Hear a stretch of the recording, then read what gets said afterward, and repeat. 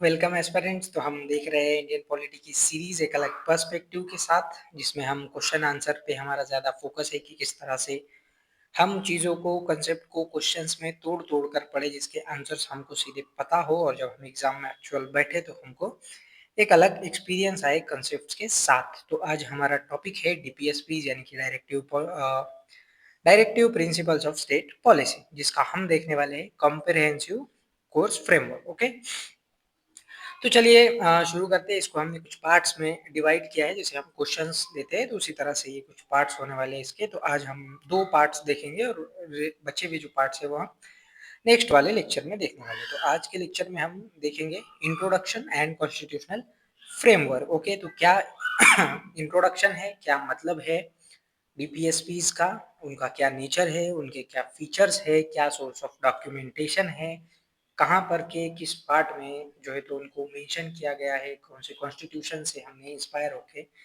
ये डीपीएसपीज हमारे कॉन्स्टिट्यूशन में अडॉप्ट किए। तो ये सारी चीजें जो है तो हम इस लेक्चर में आज के कवर करने की कोशिश करेंगे। तो चलिए पहला पार्ट देखते हैं, इंट्रोडक्शन वाला। इसमें ओरिजिन क्या है इसका। तो जो डायरेक्टिव प्रिंसिपल्स है ये हमारे कॉन्स्टिट्यूशन के पार्ट फोर में है। ओके, जो कि बनता है आर्टिकल 36 से लेके आर्टिकल 51 तक। तो इतने सारे जो आर्टिकल है इनको हम बोलते हैं पार्ट 4, जो कि है directive principles of state policy. ये हमने लिए है आयरिश कॉन्स्टिट्यूशन से 1937 में। जिन्होंने जो जो आयरिश कॉन्स्टिट्यूशन है उन्होंने वो स्पेनिश कॉन्स्टिट्यूशन से लिए थे। तो ये एक लंबा टूर याद रखिए कि हमने लिए है आयरिश से, और जो आयरिश कॉन्स्टिट्यूशन है उन्होंने लिए है स्पेनिश कॉन्स्टिट्यूशन से। ओके, तो ये एक एक्स्ट्रा फैक्ट। देन आर्टिकल 36 जो है तो डेफिनेशन देता है स्टेट की, और article 37 dedicates nature and significance of directive principles. तो देखो इंट्रोडक्शन में ये सारी चीजें, पहली बात तो उसका सोर्स पार्ट 4 कॉन्स्टिट्यूशन के अंदर आर्टिकल 36 से लेके आर्टिकल 51 तक कौन से देश से लिए हैं, आयरिश कॉन्स्टिट्यूशन से लिए हैं। 1937 वाला जो आयरिश कॉन्स्टिट्यूशन है उससे उन्होंने कहां से लिए, उन्होंने स्पेनिश से लिए। आर्टिकल 36 स्टेट की डेफिनेशन प्रोवाइड करेगा। आर्टिकल 37 नेचर और सिग्निफिकेंस हमको बताता है। तो जो नेचर और सिग्निफिकेंस है ये भी हमारे कॉन्स्टिट्यूशन में मेंशन किए हुए हैं, ये फैक्ट याद रखना है। ओके, देन इस पे अंबेडकर जी ने क्या कहा था पार्ट 4 के ऊपर, उनका क्या जो है तो राय थी, उनका क्या व्यूज था।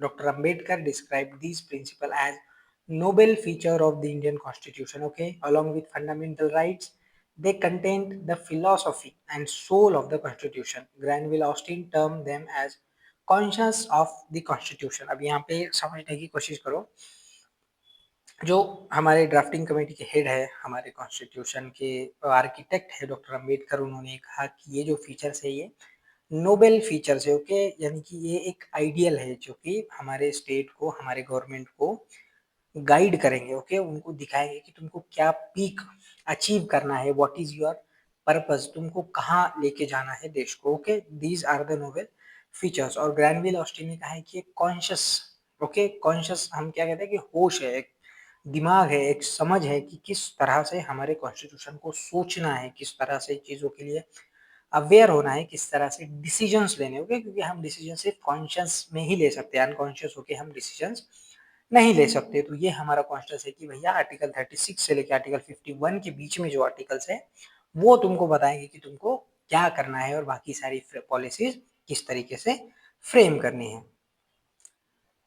अब इसके फीचर्स की हम बात कर लेते, कुछ दो चार फीचर्स इसके ये है कि ये तो पहले तो एक कॉन्स्टिट्यूशनल इंस्ट्रक्शंस है। Okay, the phrase denotes the ideals that the state should keep in mind while formulating policies and enacting laws, जिसकी मैंने पिछले स्लाइड में भी बात की कि ये क्या है, ये एक आइडियल है जो कि स्टेट को बताएंगे कि आप जब पॉलिसी बनाएंगे, आप जब लॉज बनाएंगे और जब आप उनको इनैक्ट करेंगे, उनको लागू करेंगे, उनको इन्फोर्स करेंगे, तब आपके माइंड में क्या चीजें रहनी चाहिए, किन बातों का ध्यान आपने रखना है, ताकि आप देश को एक बेटर वे में लेके जा सके, लोगों को और अच्छे से डेवलपमेंट कर सके। ये ना हो कि आप जो कॉन्स्टिट्यूशन है, जो कंट्री है, उसका कुछ और बोलना है, और जब गवर्नमेंट बदली, पार्टी बदली, तो पार्टी के फिलोसॉफी से constitution, law making, enactment of law ना हो, बल्कि कॉन्स्टिट्यूशन के फिलोसॉफी से लॉज बने। ये एक इम्पोर्टेंट चीज इसके रिलेटेड बन जाती है कि पार्टी की फिलोसॉफी इंपॉर्टेंट नहीं रहेगी लॉज बनते टाइम। ओके, कॉन्स्टिट्यूशन की philosophy important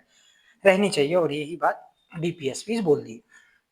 second feature, definition of state. इन्होंने भी स्टेट को डिफाइन किया है, जैसे फंडामेंटल राइट्स हम जब टॉपिक पढ़ रहे थे हमने वहां पे भी देखा था कि स्टेट की डेफिनेशन दी गई थी, तो वही वाली सेम है। पार्ट 3 वाली जो स्टेट की डेफिनेशन है सेम वाली स्टेट की डेफिनेशन है। Union government, state government, union government की एजेंसी, स्टेट गवर्नमेंट की एजेंसीज और ऐसी सारी एजेंसीज जो कि स्टैच्यूरी हो, नॉन स्टैच्यूरी हो, जो कि गवर्नमेंट के लिए काम कर रही है, वो सब एज अ स्टेट कंसिडर की जाएगी।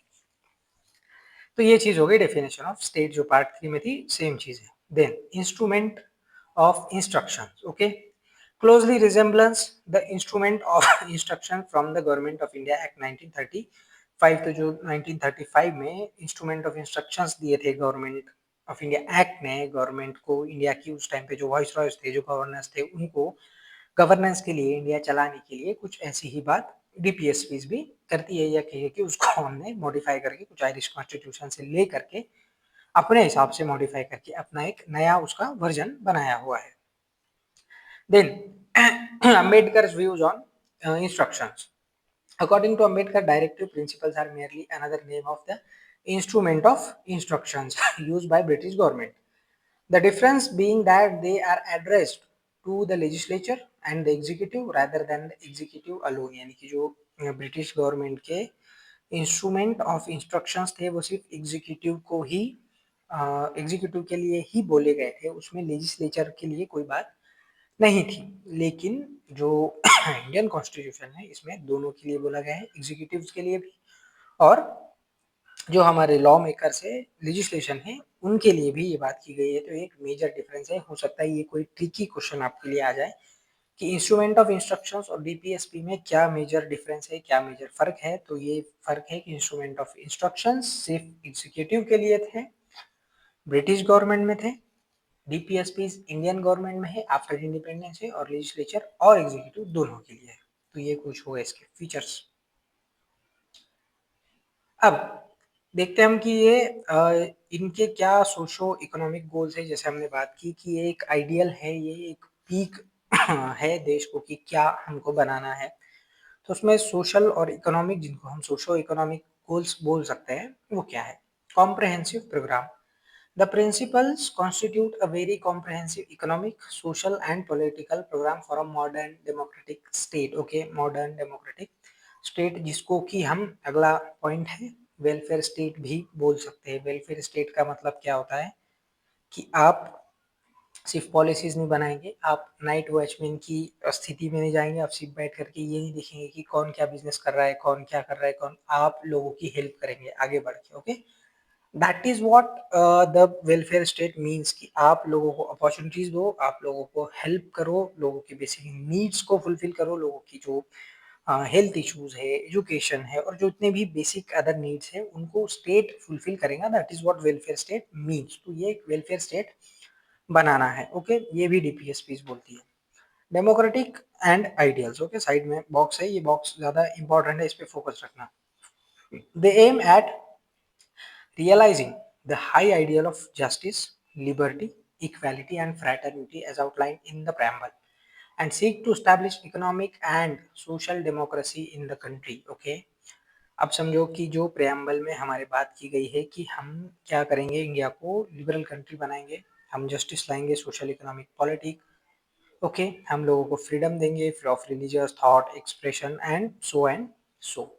तो जो डीपीएसपी है ना, इसमें उनका एक्चुअल में रियलाइजेशन किया गया है, उनको एक पॉलिसी के रूप में, एक लॉ के रूप में यहाँ पे बनाया गया है। गवर्नमेंट को बोला गया है कि जो प्रेम्बल में और इसमें जो लास्ट वाली लाइन है कि social and economic democracy, Ambedkar ji ने भी कहा था कि political democracy is nothing without social and economic democracy. तो उसी सोशल और इकोनॉमिक डेमोक्रेसी को लाने के लिए DPSPs are really really important, क्योंकि उनके बिना सोशल और पॉलिटिकल इकोनॉमी आ ही नहीं सकती। क्योंकि गवर्नमेंट को अगर पता ही ना होगा, गवर्नमेंट के पास अगर अपनी कोई एक कोर फिलोसॉफी देश के पास नहीं होगी, कॉन्स्टिट्यूशन के पास अगर अपनी कोर फिलोसॉफी नहीं होगी, तो हर पार्टी अपनी फिलोसॉफी के हिसाब से लॉज बनाएंगी, अपनी फिलोसॉफी के हिसाब से कंट्री को आगे लेकर के जाएंगी, जिसमें कि जो देश है वो एक वे में आगे नहीं बढ़ पाएगा। तो ये यहाँ पे जो डीपीएसपीज है वो हद से ज़्यादा इम्पोर्टेंट हो जाती है कि भैया तुमको सोशल इकोनॉमिक डेमोक्रेसी लानी है और इसलिए तुमको A B C D A ये जितने भी सारे काम हम बता रहे हैं ये सब तुमको करने पड़ेंगे। तो ये एक अगेन उनका इम्पोर्टेंट है, एक गोल है डीपीएसपीज का। ओके, आई होप कि मैं तुमको समझा पाया हूँ। देन आर्टिकल 36 में तो हमने देखा कि उसकी थी स्टेट की डेफिनेशन जो कि पार्ट 3 की तरह सिमिलर है, लेकिन अब आर्टिकल 37 क्या बात करता है। तो आर्टिकल 37 में बोला गया है कि जो है डीपीएसपी है वो नॉन जस्टिसिएबल है। ओके, जो जितने भी लॉज होते हैं वो दो टाइप के होते हैं, जस्टिसिएबल एक होता है, एक नॉन जस्टिसिएबल होता है। जस्टिसिएबल का मतलब ये होता है कि जिसके लिए आप जस्टिस मांग सकते हैं, जिसके लिए आप कोर्ट में जा सकते हैं, दैट इज जस्टिसिएबल, यानी कि गवर्नमेंट पे वो काम करना कंपलसरी है, बंधन कारक है। ओके, अगर गवर्नमेंट वो काम नहीं करती है तो गवर्नमेंट को उसके लिए जवाब देना पड़ेगा, कोर्ट को आंसर करना पड़ेगा, that is your right. Okay, government की वो ड्यूटी है। लेकिन जो नॉन जस्टिसिएबल चीजें होती है उन पे गवर्नमेंट पे ऐसा कोई प्रेशर नहीं होता, गवर्नमेंट चाहे तो करे, गवर्नमेंट चाहे तो ना करे। ओके, जिसके लिए आप कोर्ट में नहीं जा सकते, जिसके लिए आप जस्टिस नहीं मांग सकते, that is what something means non justiciable. तो ये जो डीपीएसपी है ये नॉन जस्टिसिएबल है, यानी कि इनको लेकर के कोर्ट में नहीं जा सकते। लेकिन फिर ये क्या है, ये कॉन्स्टिट्यूशनल ड्यूटी है। Okay, the article 37 states that these principles are fundamental in the governance of the country and it is the duty of the state to apply them when making laws. Okay, ये एक constitutional moral duty है government की कि जब government law frame करेगी, जब government policies बनाएंगी, जब गवर्नमेंट पॉलिसीज को इम्प्लीमेंट करेंगी, तब गवर्नमेंट क्या करेंगी, इन चीजों का ध्यान रखेंगी जो कि चीजें बोली गई है डीपीएसपीस के अंदर, ये और ये उनकी ड्यूटी है। लेकिन इसके बावजूद भी वो जस्टिसिएबल नहीं है, जिसको लेकर के आप कोर्ट में नहीं जा सकते। तो ये इंपॉर्टेंट चीज है। Interpretative value. Okay, although non-justiciable, a Supreme Court ruled that a law enacted to give effect to a directive principles may be considered reasonable in relation to Article 14 or Article 19, saving it from unconstitutionality. Okay, तो ये एक चीज यहाँ पे याद रखनी, supreme court का statement है। देन अब आते हैं हमारे एग्जाम के पर्सपेक्टिव के तरफ। तो देखिए, अगर आपने अभी तक टेलीग्राम भी ज्वाइन नहीं किया है तो टेलीग्राम चैनल की लिंक बायो में है, उसको ज्वाइन कर लीजिए। ये सारी पीपीटीज नोट्स आप जब ज्वाइन करेंगे तो मैं वहां पे डाल दूंगा, उसको अपलोड कर दूंगा, तो आपके लिए और भी इजी हो जाएगा। तो एग्जाम पर्सपेक्टिव से ट्रेंड का एनालिसिस क्या कहता है कि fundamental rights versus directive principle of state policies, इन पे फ्रीक्वेंटली क्वेश्चन आते हैं इस वाले फॉर्मेट में। Okay, fundamental rights versus DPSPs. Question frequently evaluate the evolution of conflict between fundamental rights and DPSPs in cases such as Champakam, Dorai Rajan और गोलकनाथ मिनरवामी। These are some famous cases जहाँ पे हमने देखा कि एक जो conflict between fundamental rights and DPSPs जो निकल के आता है, तो उन सारे केसेस पे फ्रीक्वेंट क्वेश्चन पूछता है UPSC. Then ideology classification prelims में आते हैं ये कि article 2 ideology mapping, socialism, Gandhism, liberal intellectual such as 40, 44, 48A, ये कौन से आर्टिकल किस वाली कैटेगरी में आते हैं, क्या ये पर्टिकुलर आर्टिकल लिबरल है, क्या ये पर्टिकुलर आर्टिकल गांधीयन है, क्या ये पर्टिकुलर आर्टिकल सोशल है, तो इस हिसाब से भी वो क्वेश्चन पूछते हैं। और अमेंडमेंट्स एंड एडिशंस की क्या क्या इसमें अमेंडमेंट हुई, 42nd अमेंडमेंट, 44 अमेंडमेंट, 86, 97 और जितने भी अदर कॉन्स्टिट्यूशनल अमेंडमेंट्स है, क्या इसमें एवोल्यूशन हुआ है, क्या इसमें एडिशन हुआ है, क्या इसमें से चीजें निकाली गई है या नहीं है, तो ये सारी चीजों पे यूपीएससी क्वेश्चन पूछता है। ओके, तो ये पर्सपेक्टिव हम ध्यान में रखेंगे लेक्चर बनाते समय भी। फंडामेंटल राइट्स के टाइम भी हमने काफी सारे क्वेश्चंस कवर करे थे, इस पर भी हम काफी कुछ सारे क्वेश्चंस कवर कर रहे हैं। और इसके बाद में जब कल वाला लेक्चर नेक्स्ट वाला पार्ट डीपीएसपी अपलोड होगा, तब हम एक special lecture fundamental rights versus DPSP इनका जो कॉन्फ्लिक्ट है उस पर एक बनाने की कोशिश करेंगे। तो चलिए, आज के लेक्चर का जो पार्ट 2 है, इतना देख करके हम आज का जो लेक्चर है यहाँ पे रोकेंगे। तो देखते हैं पार्ट 2, जिसके अंदर हम क्लासिफिकेशन ऑफ डायरेक्टिव प्रिंसिपल्स करने वाले हैं, जिसमें हम socialism, Gandhian socialistic DPSPs, Gandhian DPSPs, liberal intellectual principles, इस हिसाब से इनका एक डिटेल एनालिसिस और क्लासिफिकेशन करेंगे। सबसे पहले सोशलिस्टिक प्रिंसिपल्स। जो कि है आर्टिकल 38 एंड 39। 38 आर्टिकल क्या बोलता है? directs the state to promote people's welfare by securing social order characterized by social, economic, and political justice, and to minimize inequalities in income, status, facilities, and opportunities. Okay, अब देखो, socialism जो एक ideology है, या again एक अलग chapter है, एक अलग डीप आइडियोलॉजी है, एक अलग कंसेप्ट है जिसका बहुत ज़्यादा, जिसके ऊपर जो है तो लिटरेचर है, हम जानते हैं। तो ये सोशलिस्टिक, इसका मतलब ये होता है कि इक्वालिटी हो, एक इगैलिटेरियनिज्म हो, जहाँ पे ऊंच नीच ज़्यादा ना हो, ज़्यादा डिस्क्रिमिनेशन ना हो लोगों के बीच में, और जो सोसाइटी है उनकी इक्वल, ओके, इक्वल पोजीशन हो सब चीज़ों पे, इक्वली वो कमा पाए, इक्वली उनके पास राइट्स हो, इक्वली वो वैल्यूएबल हो, right. So that is something related to sociology और सोशलिस्टिक, ओके। तो आर्टिकल 38 में ये बोला गया है कि आप वेलफेयर स्टेट बनाओगे जहाँ पे आप जस्टिस लाओगे, ओके। और आप क्या इंश्योर करेंगे कि सोशल, इकोनॉमिक, पॉलिटिकल जस्टिस है। देन आप inequalities of income, status, facilities और अपॉर्चुनिटीज को मिनिमाइज करेंगे, यानी कि जो सोसाइटी का मोस्ट डिप्राइव्ड पार्ट है, जो कि जिनके पास अपॉर्चुनिटीज बहुत ज़्यादा कम है, जिनकी इनकम बहुत ज़्यादा कम है, जिनका स्टेटस अच्छा नहीं है किसी भी कारण, इकोनॉमिक की वजह से हो, या फिर रिलीजन की वजह से, कास्ट की वजह से, या किसी भी रीजन से हो, तो उनके स्टेटस को आप अपग्रेड करने की कोशिश करोगे, यानी कि सबको इक्वल बनाने की कोशिश करोगे, इगैलिटेरियन बनाने की कोशिश करोगे, एक पन्ने पर लाने की, एक टेबल पर सबको लाने की कोशिश करोगे। That is what something socialistic means, okay. तो ये सिंपल से आपको याद रखना है कि 38 सोशलिस्टिक है, ओके। देन आता है 39। ये क्या करता है? लाइवलीहुड के राइट सिक्योर करता है, इक्विटेबल डिस्ट्रीब्यूशन ऑफ रिसोर्सेज की बात करता है, common good, prevention of wealth centralization, and equal pay for men and women, okay. तो एक पहली बात 38 में आप बात कर रहे हैं कि आपको सोशल जस्टिस लाना है, राइट। आपको इक्वल अपॉर्चुनिटीज लाना है, आपको इनइक्वालिटीज कम करना है। तो इसके आगे आप क्या करोगे कि इन जो चीजें हमने पहले बोली है, उन चीजों को हम प्रैक्टिकल में कैसे उतार सकते हैं, उस पे बात करेंगे। तो सिंपली 39 जो है यही बात कर रहा है कि आप एडिक्वेट लाइवलीहुड वो करो, सिक्योर करो, अनइक्वल डिस्ट्रीब्यूशन को रोको, एक सबका कॉमन गुड लेके आओ, और वेल्थ के सेंट्रलाइजेशन को रोको, क्योंकि अगर वेल्थ का सेंट्रलाइजेशन रुक गया तो अपने आप इक्वालिटी आ जाएगी, अपने आप जो इकोनॉमिक इनइक्वालिटी है वो कम हो जाएगी, स्टेटस ऑफ इनइक्वालिटी अपने आप कम हो जाएंगी। तो आपको उसके लिए क्या करना पड़ेगा? पहले आपको वेल्थ का सेंट्रलाइजेशन प्रिवेंट करना पड़ेगा, और मेन और वुमेन दोनों को इक्वल पे, दो सेम काम के लिए सेम पे, राइट, सेम पे फॉर सेम वर्क, चाहे वो मेल हो, चाहे वो फीमेल हो, चाहे कोई भी हो, दैट डजेंट मैटर। बैकग्राउंड आप नहीं देखेंगे, आप देखेंगे कि अगर वो पर्सन उस काम को परफेक्ट तरीके से कर पा रहा है तो आप उसको उतना ही पे करोगे। That is simple rule. Then protection of workers and children, इसकी भी बात की गई है।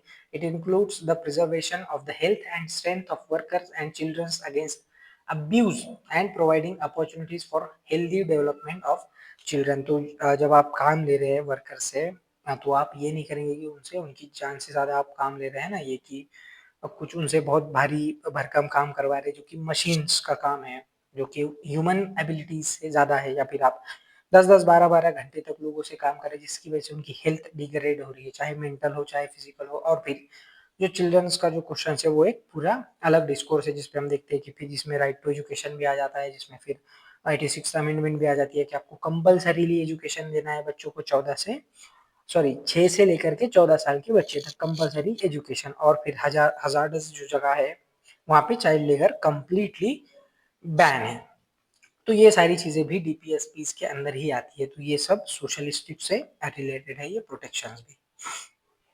Then 39A to 43A, okay. 39A क्या कहता है? Equal justice and provide free legal aid to poor. Free legal aid क्या है कि गवर्नमेंट, जब आप कोर्ट में जाएंगे जस्टिस मांगने के लिए, तो कोर्ट आपको लीगल सर्विस प्रोवाइड करेगा फ्री में। आपको एक लॉयर मिलेगा जो आपके बिहाफ पे केस लड़ेगा, जिसको प्रोसिक्यूशन बोलते हैं, या फिर हम जिसको गवर्नमेंट लॉयर भी बोलते हैं, जो कि 39A में जिसकी बात की गई, राइट, क्योंकि यहाँ पे आपको प्रोटेक्शन वाली बात की गई है।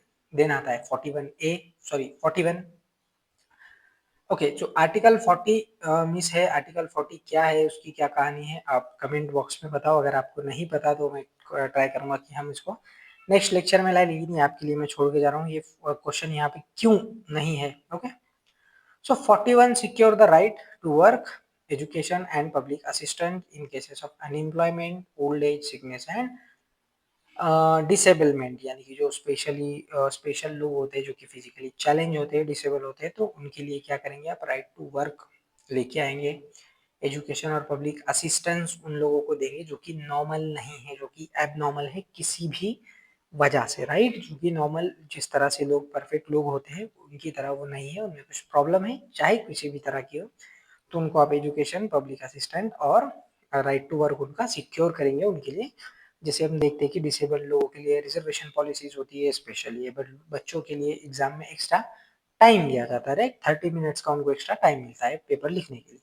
तो ये सारी चीजें देन आता है 42, provisions for just and human conditions of work and maternity relief. तो आप जहाँ पे काम कर रहे हैं वहाँ पे ह्यूमन कंडीशंस होनी चाहिए। ये एक सिंपल सा पॉइंट है, इसमें कुछ बहुत ज़्यादा समझने वाली बात नहीं है कि भाई जस्ट हो, ह्यूमन कंडीशंस हो, बहुत ज़्यादा हजार्डस, बहुत ज़्यादा हेल्थ को आपके डिग्रेड करने वाला, एक्सर्शन करने वाला, जिससे कि आपके जो लिविंग के चांसेस है वो कम हो रहे हैं, आपकी हेल्थ पे, आपकी एज पे उसका इफेक्ट पड़ेगा, तो वो चीज़ें ना हो, अच्छी कंडीशन में आपको काम करने की opportunity.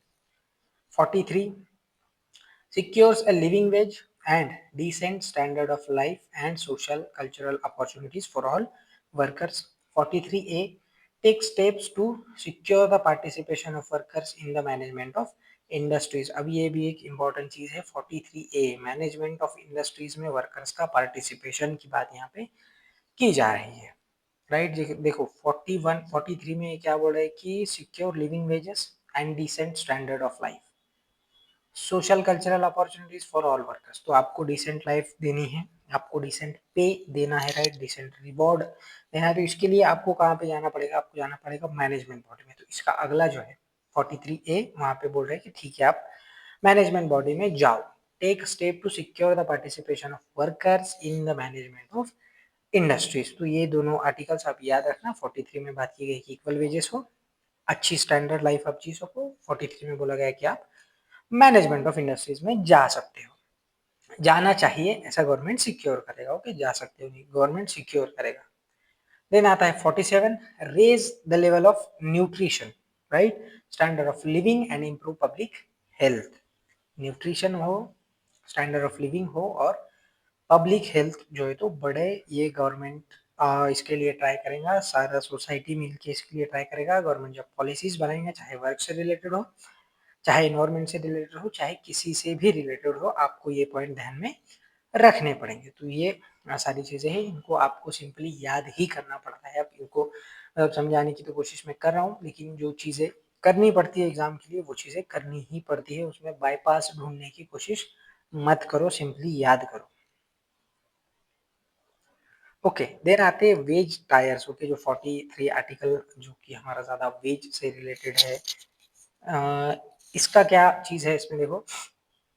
In terms of Article 43, the definition of wages is broken into distinct tyre. जैसे हमने बोला ना कि सिक्योरिंग वेजेस, इसमें 3 टायर में वेजेस बोला गया है, minimum wage, fair wage and living wage. तो मिनिमम वेज क्या है, covers bare needs like food, shelter and clothing, यानी कि एकदम कम से कम जिसमें आपका खाना हो, आपके कपड़े हो और आप घर में रह सको, इतना तो कम से कम देना ही चाहिए। इससे कम तो पॉसिबल ही नहीं है। अगर इससे कम कोई आपको दे रहा है, इससे कम पे कोई आपसे काम करा रहा है, तो आप भैया कोर्ट में जा सकते हो। नहीं जा सकते आप, क्योंकि जस्टिस ही नहीं होते। पर गवर्नमेंट का एक काम है कि गवर्नमेंट ये फिक्स करे कि भैया मिनिमम वेजेस हो। देन इसके बाद में आते हैं fair wages, a mean stage between minimum and living veg. Okay, अब ये डिफिनेशन थोड़ा सा गड़बड़ है, क्योंकि ये इसमें कुछ क्लियरली डिफाइंड चीज है नहीं है। इसमें बोला गया है कि ठीक है, लिविंग वेजेस और मिनिमम वेजेस के बीच में, या बीच में का क्या मतलब है भाई, अगर हम स्पेक्ट्रम खींच दे, एक तरफ यहाँ रख दे, एक तरफ यहाँ रख दे, तो इसके बीच में का डजेंट अप्लाई, लेकिन बात यही की गई है। देन आते हैं living wages, includes all basic needs plus education, health and insurance. अब देखो मिनिमम वेजेस में तुम्हारी हेल्थ की भी बात नहीं होगी, फूड, शेल्टर, क्लोथ, भाई एकदम बेसिक, एकदम बेसिक, एकदम बेसिक नीड, ओके, उतनी ही। लिविंग वेजेस में क्या है, बेसिक नीड्स यानी कि फूड, शेल्टर, क्लोथ और एजुकेशन, हेल्थ एंड इंश्योरेंस, तो इतनी चीजें आपको कम से कम मिलनी चाहिए। Article 43 requirement states the commitment to ensure that workers receive a living wages and social cultural opportunities. तो जो वेजेस है ना, यहाँ पे मिनिमम वेजेस की और फेयर वेजेस की बात नहीं की गई है। 43 में लिविंग वेजेस की बात की गई है, जहाँ पे आपकी बेसिक नीड्स प्लस आपकी हेल्थ, एजुकेशन और इंश्योरेंस आप अफोर्ड कर सको, उतना वेजेस आपको कम से कम मिलना चाहिए, ये गवर्नमेंट इंश्योर करेगा, ये ऐसी बात 43 में की गई है। ओके, तो ये थे सोशलिस्टिक प्रिंसिपल्स। अब आते हैं गांधीयन प्रिंसिपल्स 40 टू 46। तो देखो, जो 40 हमने वहां पे नहीं रखा था, वो 40 इधर आ गया है, ओके 40। और बीच बीच में के जो कुछ आर्टिकल्स थे वो नंबर जो है तो आर्टिकल के ऊपर नीचे मैंने किए हैं, क्योंकि हमने उनको आइडियलिस्टिकली डिवाइड किया है। जिस तरह से एग्जाम का ट्रेंड, एग्जाम में जिस तरह से पूछता है कि कौन सा आर्टिकल किस कैटेगरी में आता है, तो उस कैटेगरी के हिसाब से हमने उस आर्टिकल को उसमें रखा है। So article 40 based on Gandhian ideology, जो कि प्रोग्राम ऑफ नेशनल रिकंस्ट्रक्शन को बनाता है। जैसे कि गांधी जी ने बोला था कि उनको एक ऐसा नेशन चाहिए जहाँ पे मिनिमम स्टेट हो, जहाँ पे विलेजेस हो, जो कि कंप्लीट हो, इंडिपेंडेंट हो, है ना, ये सारी चीजें, जहाँ पे पुलिस ना हो, जहाँ पे वायलेंस ना हो, जहाँ पे वॉर ना हो, जहाँ पे सेंट्रलाइज्ड इंडस्ट्रीज ना हो, जहाँ पे ज्यादा मॉडर्निटी ना हो, ये सब चीजें उनको चाहिए थी। Article 40 village panchayat units of self government, okay. तो जो डिसेंट्रलाइजेशन की बात है, जो गांधीयनिज्म की बात है, वो 40 में आ जाती है कि भैया पंचायत बनाओ, सेल्फ गवर्नमेंट बनाओ, जो गांव है उनको ज्यादा स्वयं पूर्णता दो, उनको ज्यादा इंडिपेंडेंस दो। देन आता है 43 कॉटेज इंडस्ट्रीज ऑन इंडिविजुअल और cooperative basis in rural areas. तो रूरल एरियाज पे देखो, गांधी जी का फोकस था रूरल इंडिया पे, उनको चाहिए था कि रूरल इंडिया ही एक्चुअल इंडिया है और वहीं पे डेवलपमेंट करो तो इंडिया डेवलपमेंट होगा। ये जो तुम्हारी मेट्रो सिटीज है, ये इंडिया नहीं है, ऐसा उनका मानना था। तो जितने आर्टिकल्स विलेजेस से रिलेटेड, विलेज बिजनेस से रिलेटेड फोकसिंग में रहेंगे, वो सारे हम गांधीयन में उठा के डाल सकते हैं। तो 43 में कॉटेज इंडस्ट्री, जो कि कॉटन इंडस्ट्री है, उसको बोला गया है। इंडिविजुअल हो या फिर कोऑपरेटिव हो, उसमें लाने के लिए गवर्नमेंट ट्राई करेगा, उनको फंड करेगा और जो भी करना पड़ेगा वो करना पड़ेगा, ये गवर्नमेंट करेगा, गवर्नमेंट करना पड़ेगा whatever it is, okay. 43 B promote, 43 A में क्या बोला गया है, इंडिविजुअल कोवालिशन, हाँ। 43 B promote voluntary formation, okay, autonomous functioning and democratic control and professional management of cooperative societies, okay। देखो यहाँ पे बोला गया है कि promote voluntary formation, government promote करेगा कि लोग खुद से प्रमोट करें, ओके, फॉर्मेट करें, ऑटोनोमस डेमोक्रेटिक कंट्रोल बनाए उन इंडस्ट्रीज पे, उन कॉटन इंडस्ट्रीज पे जो कि गांव में है, राइट। तो इतनी इसमें ज्यादा कुछ समझने वाली बात है नहीं। 43 B management, professional management, government ये सब प्रमोट करेगा। देन आता है 46 promote educational and economic interest of एससीज, STs and weaker sections to protect them from exploitation. देखो, एससी एसटीज को आप इकोनॉमिक जो है तो उनके इंटरेस्ट को संभालो और उनको एजुकेशन दो, ताकि उनका एक्सप्लॉयटेशन रुक सके, ओके। जितने भी वीकर सेक्शन है, जो कि एस सी एस टीज है और बाद में ओबीसी को भी जो है तो रिकॉग्निशन मिल गई थी, जो कि नॉन क्रिमिनल ईयर के अंदर आते हैं, तो इनका लिए गवर्नमेंट एजुकेशन देगा और इनका प्रोटेक्शन करेगा कि इनका एक्सप्लॉयटेशन ना हो। तो गांधी जी का भैया ये था ना कि सर्वोदय वाला, और गांधी जी ने बोला था कि जो भी पॉलिसीज है, जो भी आपसे निकले संविधान से, संविधान बनाते समय ये बात याद रखना कि सोसाइटी के लास्ट पार्ट को, यानी कि जो एकदम एंड में जो आदमी खड़ा है, एकदम जो वीक है, एकदम जो पुअर है, उसको आप क्या दे रहे हो, ये चीज आप ध्यान रखना। तो वही वाला प्रिंसिपल आर्टिकल 46 में है कि आपको weaker sections of the society को सिक्योर करना है, उनको एजुकेशन देना है। 47 एंड 48 भी गांधीयन में आते हैं। 47 prohibits the consumption of intoxicant drinks and drugs that are injurious to health. तो भैया शराब वराब मत पियो, नशे वशे मत करो, ऐसा प्रिंसिपल बोलता है, जो कि अच्छी बात नहीं है, करना अच्छी बात नहीं है, कि प्रिंसिपल बोलता है ये अच्छी बात है, इसको कॉन्स्टिट्यूशन में डाला, दिस इज गुड थिंग कि भाई ऐसा मत करो। तो गांधीयन के ही फिलोसॉफी है भैया कि नशा मत करो, हेल्थ को संभालो, है ना, minimum life Jio.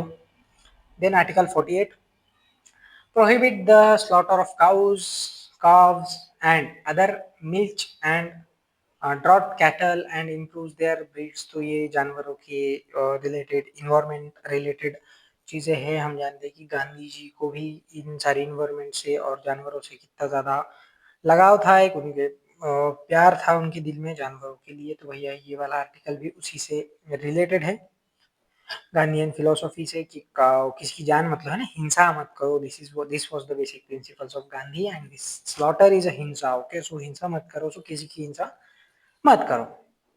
Implication: these principles focus on the protection of livestock for agriculture, continuity and livestock protection। Okay, तो ये जितने भी जीवित चीजें हैं ये एग्रीकल्चर के लिए काम आए, क्योंकि जो काउज है और जो बाकी चीजें इसमें बोले गए काफ्स है जो कि गाय के बछड़े होते हैं, एंड जो ड्रॉट कैटल्स है, तो इन सब चीजें एग्रीकल्चर के लिए जरूरी होती है। तो ये एग्रीकल्चर के लिए बचे रहे, ये ना हो कि आप सब इनको काट के खा जाओ और खत्म करो। इसलिए भाई बचा के रखो, ये कॉन्स्टिट्यूशन में बोला है और इसके लिए गवर्नमेंट लॉज बना सकती है या गवर्नमेंट को ऐसा बनाना चाहिए। तो ये दो आर्टिकल थे। देन आता है तीसरी कैटेगरी, लिबरल इंटेलेक्चुअल आर्टिकल्स, जिसमें कि जो लिबरलिज्म की आइडियोलॉजी है। लिबरलिज्म की आइडियोलॉजी क्या है भैया, कि मिनिमम स्टेट हो, ज़्यादा से ज़्यादा लोगों को फ्रीडम मिले, स्टेट हर बात में अपनी नाक ना डाले, लोग अपने से खुश रहे, अपना अपना जिए और जिसको जो करना है उसको वो करने को मिले। That is liberalism. Okay, free market वाली भी बात उसी में आती है, इक्वालिटी वाली भी बात लिबर्टी में ही आती है, राइट। Article 44 secures uniform civil code for all citizens through the territory of India, यानी कि सबके लिए एक ही कानून, जो कि बीच में काफी इस पे विवाद हो रहा था, राइट। सिविल लॉ की सबके लिए एक जैसा कानून हो, क्रिमिनल लॉ तो सबके लिए एक जैसा ही है, लेकिन जो सिविल लॉ जिसमें हमारी मैरिज आती है, जिसमें हमारे डिवोर्स वाले केस आती है, जिसमें हमारे जो दत्तक लेने वाले केसेस आते हैं, उन सब की जो बात है वो सिविल लॉज में होती है। तो ये सारे लॉज एक जैसे कंट्री में हो। 44 45 provide early childhood care and education for all children until the complete age of 6 years. तो 6 साल से छोटे बच्चों को एजुकेशन, उसके बाद में क्या, जो प्री चाइल्डहुड केयर जो कि इम्पोर्टेंट होती है, जिसके वजह से फिर कुपोषण की जो प्रॉब्लम होती है ना, कि क्या बोलते हैं इंग्लिश में कुपोषण को, पता नहीं, याद नहीं आ रहा, तो वो वाली चीज ना हो, इसलिए ये बात कॉन्स्टिट्यूशन में लाएगी। गवर्नमेंट तुम करो ये वाली चीज। Okay, article 48 organize agriculture and animal husbandry on modern and scientific way. तो मॉडर्न एंड साइंटिफिक वे पे आपको एनिमल हस्बेंड्री और एग्रीकल्चर, तो जो खेती है, अब देखो कंफ्यूज मत हो, एग्रीकल्चर को ले जाकर के गांधीयन फिलोसफी में मत डालना। Okay, agriculture and animal husbandry is different, क्योंकि यहाँ पे आगे बात की गई है कि साइंटिफिक लाइन पे इनको लाना है, इनकी इंडस्ट्रीज बनानी है। गांधी जी कभी भी इंडस्ट्रीज बनाने को नहीं बोलेंगे। ओके, वो तो बोल रहे थे कि कम करो, तो कंफ्यूज नहीं तो ना। 48 लिबरल इंटेलेक्चुअल में आएगा, गांधीयन में नहीं आएगा, भले ही वो एग्रीकल्चर और एनिमल हस्बेंड्री की बात कर रहा हो। Don't be confuse. Article 48 organize agriculture and animal husbandry on modern and scientific lines, liberal and intellectual में आएगा। Then 48A protect and improve the environment and safeguard forest and wildlife। environment से related, protect, improve environment, safeguards forest lines। then आते 49 to 51 protect monuments, places and objects of artistic or historic interest declared to be national importance। जो भी national importance के historic और artistic चीजें हैं उनको बचा के रखना है, जैसे लाल किला हो गया, जैसे ताजमहल हो गया, तो ये सारी चीजों की हिफाजत करना is your responsibility. Separate judiciary from executive and public service and other services of the state. जो जुडिशरी को इंडिपेंडेंट और सेपरेट रखना है, ताकि उस पर किसी का प्रेशर ना आ सके, और जो जस्टिस का काम है वो ईमानदारी से हो सके, क्योंकि वो एक नोबेल काम माना जाता है।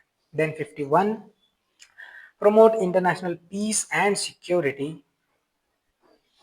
maintain just relations, foster a respect for international law, encourage settlement, dispute by arbitration। Okay, settlement से डिस्प्यूट सॉल्व करने हैं, आर्बिट्रेशन नहीं करना है, लड़ना नहीं है, जंग नहीं करनी है, इंटरनेशनल पीस को प्रमोट करना है, इंटरनेशनल ऑर्गेनाइजेशन के साथ अच्छे रिलेशन बना के रखने हैं। तो 51 में इंटरनेशनल रिलेशन की बात की गई है। तो देखो हमारा कॉन्स्टिट्यूशन उस वक्त इंडिया किस हालत में था और हमारी जो फिलॉसफी है, हमारे जो कॉन्स्टिट्यूशन मेकर्स है, वो कितने आगे तक की सोच रहे थे। तो ये है 41।